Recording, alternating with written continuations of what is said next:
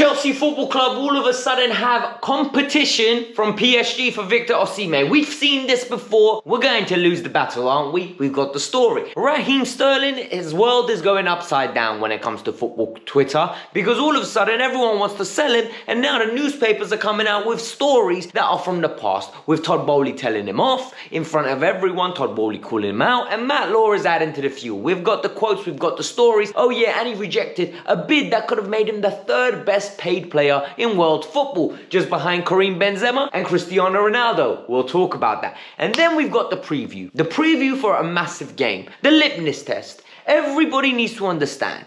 The game against Manchester City tomorrow is a test. We need to see where we stand amongst the big boys. At this moment in time, we don't stand nowhere near them. However, a victory tomorrow could be a guide to the right direction. Manchester United away, we lost. Liverpool away, we got humiliated. Maybe it's about time we step up for one, right? Pochetitno's got all the latest news regarding injury news that is piling up again. He's got why Casadei is back, why Enzo at this moment in time is scoring more goals, but at the same time why he's not playing in the double six. We've got why Mudrik's at the team, more news on Cole Palmer. Broskies, I've got a crazy video for all of you. Bratuchi, hit the like button so we get 1,000 likes on this video. Give me your score prediction in the comments below and subscribe to the channel because you're clearly enjoying what you're seeing. You made it this far. Now let's start with the news. Let's get it. Alright peeps, we're going to start with the Victor Osimhen news. So, Victor Osimhen went to AFCON and played for Nigeria. He got 1 goal. And I have never seen so much disgruntled behavior from fans about a player that is evident you haven't seen. Because all of a sudden, Victor Osimhen is not good enough for Chelsea.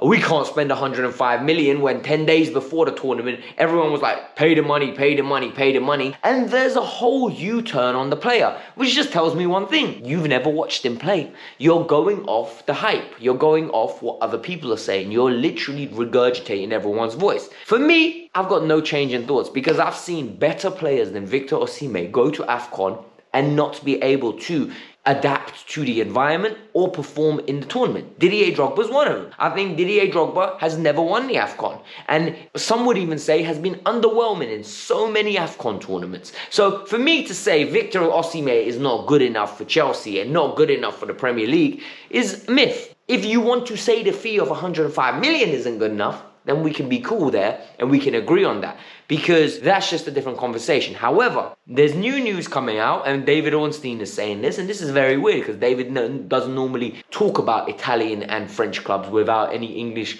club association. He said PSG's #1 target to replace Kylian Mbappe as the number 9 will be Victor Osimhen. And for me now, this is massive because it means that Chelsea directly have competition for this player. We all knew this was going to happen. We knew that it most probably was going to be Arsenal. We knew that we would have to battle them and they might get Tony and we'll get Victor.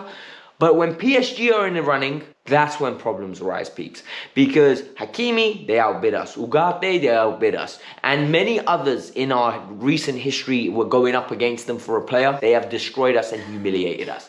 So I think on this occasion, if they want him, there's a very good chance they're going to get him. And we're going to have to go for the second fiddle strikers with the Györkös at Sporting or maybe Solanke at Bournemouth. That's the 4th or 5th choice. I don't know what we're going to do. Maybe a Tammy Abraham. We just need to wait and see with more stories to come out. The closer we get to the summer, the more clarity we're going to get. We need to get European football. That is pivotal. That is integral if we're going to do anything. Raheem Sterling is becoming a story that is going to be dominating this all the way till the summer and maybe through the summer window. Because all of a sudden, his 300k is becoming a problem. Look, Raheem Sterling joined under Tuchel and we know that this move was driven by Tuchel. This has been coming out through Matt Law and other journalists that Tuchel was the reason we signed him. Tuchel believed this was the man that's going to get us across the line. This was the difference. His intensity, his urgency is integral to the team. And what is very evident for me is Tuchel really valued this player highly, but then Tuchel got sacked and all of a sudden Raheem Sterling's with Graham Potter playing right wing back. Bit mad if you think about it, but that is what it is. However, in April last year, after a defeat, Todd Boehly singled Raheem Sterling out in the locker room and spoke about how he expected more. He wants more goals, he wants more assists. And there was a massive meltdown after that. But I'm just going to say it this way, right? In what profession Are you one of the most best paid players or best paid individuals in a company and your boss can't tell you off when your team's not performing? I think it's normal. I think people need to calm down and stop reading too much into it, because it's normal for a manager to call you out. And if Raheem has a problem with that, if the owner calls you out and you have a problem with that, find a new club. Because the reality is, that's the individual that pays you 300k a week.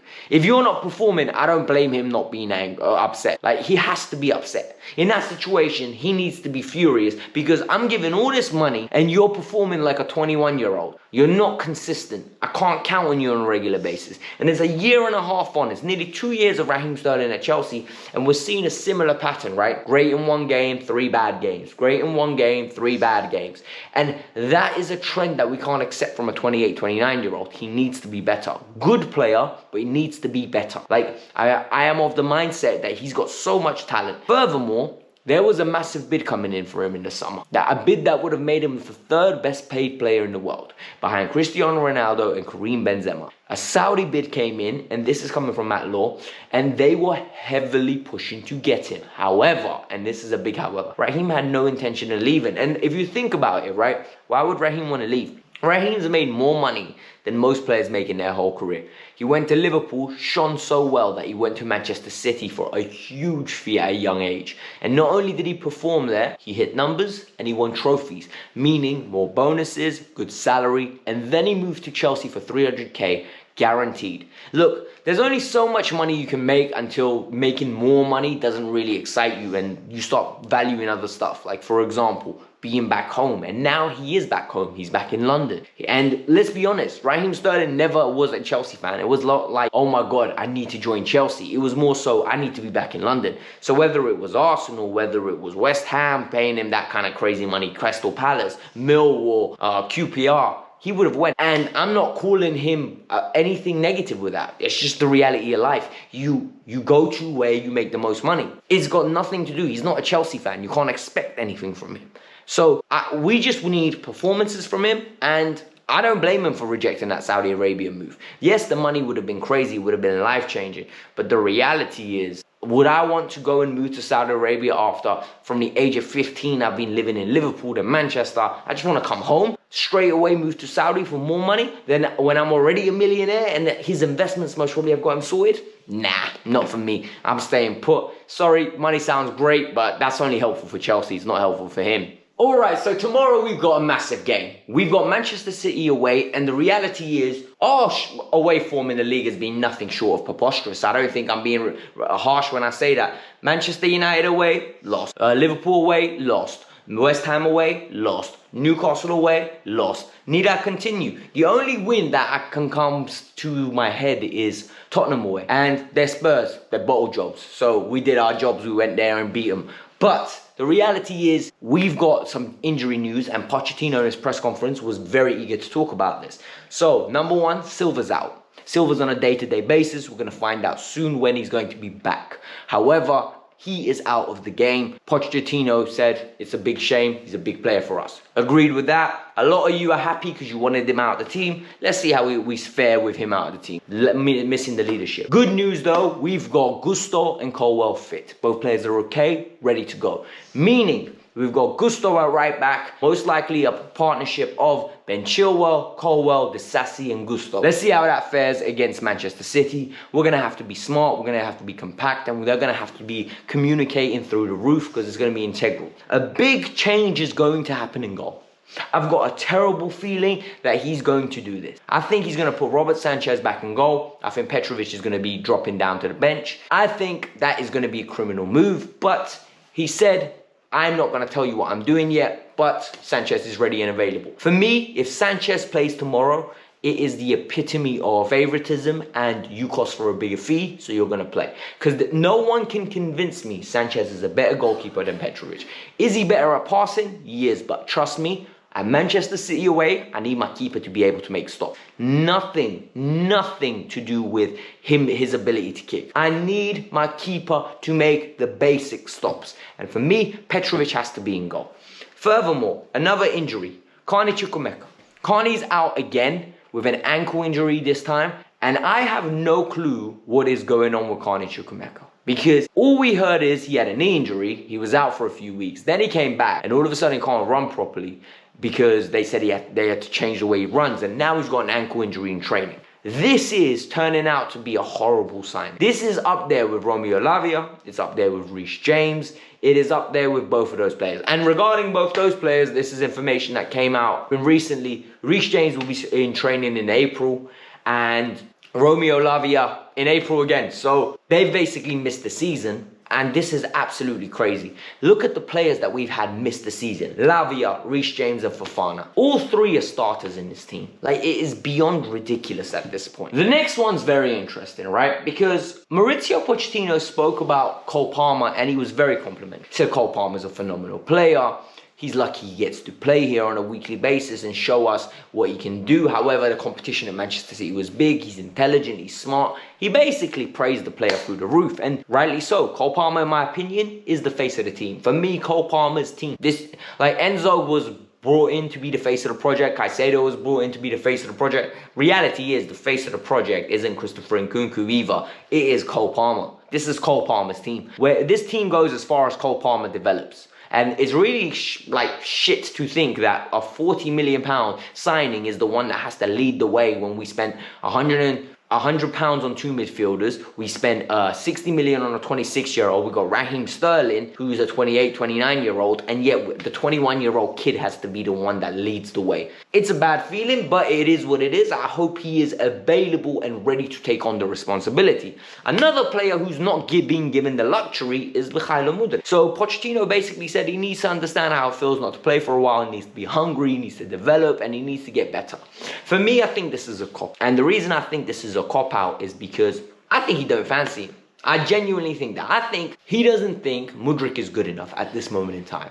And he thinks, what can I say? Oh, he needs to learn how to be sitting on the bench and get that hunger level up. For me, you just don't think he's good enough. And what a shame is, if we had the Zerbi, I think he's playing every single week. I think he's doing the Matoma role, and I think there's a whole different narrative about him. I think a bit of coaching with Misha will make him a better player. I think giving him simple instructions, telling him what to do in his role, will make him a better player. But that's just me, hey-ho, like, I don't know what I'm talking about. I'm just a guy sitting here on YouTube consistently making videos. So some of you will agree, some of you don't. I think Misha's getting an unfair just here, because when you look at his minutes broken down, he does not get big signing treatment. Considering we spent £63 million on him, he gets the least big signing treatment I have ever seen from any player. Like, he has been benched repeatedly and never even considered to get regular minutes. It's frustrating, I can't lie. So the penultimate thing that we need to talk about is regarding Enzo and Casadei. So Pochettino explained to us that Enzo doesn't play in the double six because he doesn't think Enzo should be fixed into a certain area of being just a deep line playmaker. He believes he's got the attributes to do everything. So this basically confirms my analysis of Enzo's not a six in this team. Enzo's not expected to help with the build-up, and Enzo's expected to be essentially an 8/10. And if you think about that, that's ridiculous. He also went on to say that there's a reason Enzo's scoring more goals. He's able to move better now. He's basically said Enzo's got fitter and Enzo's becoming a better all-round player. And for me, if you look at Enzo, you can tell Enzo's really trimmed down in recent weeks. He's really looking leaner, he's looking fit, he's looking athletic. And that's one thing that you're going to get from Pochettino. Pochettino will drill in professionalism into these players. Like, that is something we cannot doubt. Pochettino is big on fitness. If you aren't fit, you ain't playing, big man. That's as simple as that with Pochettino. Intensity is imperative. And for me, I think this is good for Enzo. What I don't like is misutilization of Enzo. I think Enzo's a mess. I think Enzo should be playing in his best position, right alongside Caicedo. The way McAllister and Caicedo played, the way Gross and Caicedo played, the way Enzo is utilized for Argentina, let him build play. Let him be next to Rodrigo de Paul and McAllister. Let him be in a midfield trio that allows him to express himself and have the two individuals next to him doing all the running. Let Enzo, yes, be combative. Yes, do his fair share of running, but not be judged on his metrics from a physical standpoint, but more of a technical standpoint. Tomorrow is a massive game for Enzo. Tomorrow could be a catalyst that Enzo can literally grab a game by the neck and say, we're not losing this game today. And that will be an amazing feeling. But it's a big ask, because to do that, you need a system and you need a team around you that is good enough. And we are major underdog. A player that I do feel sorry for is Casadei. Casadei is back, and Pochetitno explained, look, he's back because of injuries. We explained the situation to him, but Leslie's out for a considerable period of time. Lavia's out for a considerable period of time. Now Carney's out. He is the fourth choice. Gallagher, Enzo, and Caicedo are first, then him. For me, this is absolutely disgusting, man. Because what they've done to this kid is they basically said your career is not as important and we're just going to bring you back for numbers. Whilst I think it is good for him to be with the team and develop and getting bit part minutes here and there for Leicester is great, but in the long run it wouldn't have done him too much better. At least it maintained his value. At least it kept him fit. At least it kept him raring to go. Now he's just a bench warmer. He basically sits there doing nothing. He does nada, absolutely nada. And it really frustrates me, because at least give him bench minutes. Trust him. And I don't see them doing that. I think unless something happens to Caicedo, Enzo, or Gallagher, we will not be seeing this. And the final one is something that I noticed, and I'm really glad that the journalist asked this question, because it's one that I would have wanted to ask. How do you feel about Nicholas Jackson running on and picking up a yellow again the other day, when if he picks up one tomorrow, he misses the final? And Poch was like, oh, I can't really say anything. Did you see my reaction when we scored the goal? More importantly, he just wanted to be there with his teammates. Boo-hoo, nonsense. Nicholas Jackson is an adult. Nicholas Jackson needs to understand the ramification of his consequence, right? When you do something, there are consequences. You can't get booked when you know you are 2 bookings away from 2 game suspension. Now, tomorrow, when he gets booked, because it's not an if, it's when, he always gets booked, he's going to miss the final. He worked so hard to get to that final. He needs to learn, and it's unacceptable for him to run across the pitch. Big man, I know we all want to be with the vibe. I know we want to be there. I know you want to be with your teammates. Celebrate with your teammates on the bench. Wait. There's no need for you to run across the pitch. It is silly. It is stupid. It is literally going to cost him potentially a cup final appearance. He has worked too hard this year, developed a lot, become a good player from a standpoint of adapting to a league to do this. For me personally, it's silly, and Nico's better than that. He should know better than that. And I think Pochettino is protecting the player. That's what I think he's doing. But my prediction for tomorrow's game is unfortunately a loss. I think we're going to get humiliated. But this is a good sign, because whenever I'm this down about losing, one thing happens and it means we actually step up. So who knows? Maybe I'm right, but I highly doubt it. I really think it's going to be a hard watch tomorrow. It's going to be a humbler, and I'm going to be here reviewing the game and giving you guys the analysis you need to hear, not what you want to hear, because that is the big thing on this channel. You come here, I tell you guys what you need to hear, not what you want to hear. So hit the like button, subscribe to the channel. A lot of you reached out to me, by the way, saying, you ain't been around for 2 days. Is everything good? Are you okay? Guys, there was no news.